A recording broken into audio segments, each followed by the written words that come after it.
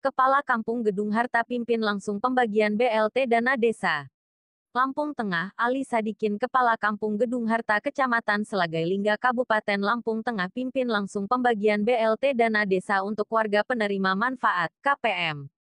Kamis tanggal 21 Mei tahun 2020.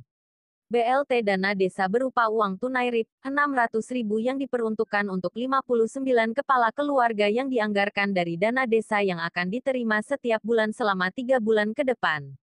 Acara yang berlangsung di Balai Kampung Gedung Harta tersebut turut hadir Camat Selagai Lingga, Babin Kamtipmas, Banbinsa, Ketua BPK, dan seluruh perangkat kampung yang ikut menyaksikan langsung pembagian BLT dana desa tersebut.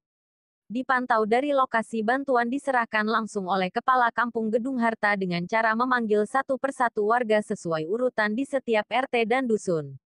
Ali Sadikin dalam kesempatan itu menghimbau warganya agar dapat menggunakan uang bantuan ini dengan sebaik-baiknya, jangan sampai disalahgunakan untuk keperluan yang tidak penting. Gunakan bantuan ini sebaik-baiknya untuk mencukupi keperluan rumah tangga. Jangan sampai disalahgunakan. Boleh untuk beli beras dan keperluan lebaran, ucapnya sambil bergurau.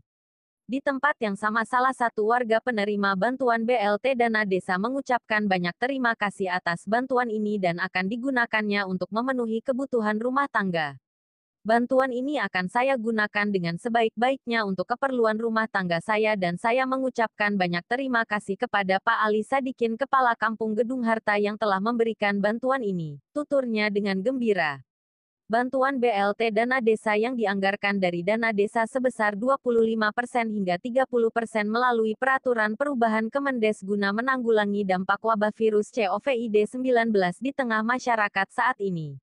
Dari Lampung Tengah, Arjon Putra Agung, Samson Aliudin dan Mansur melaporkan.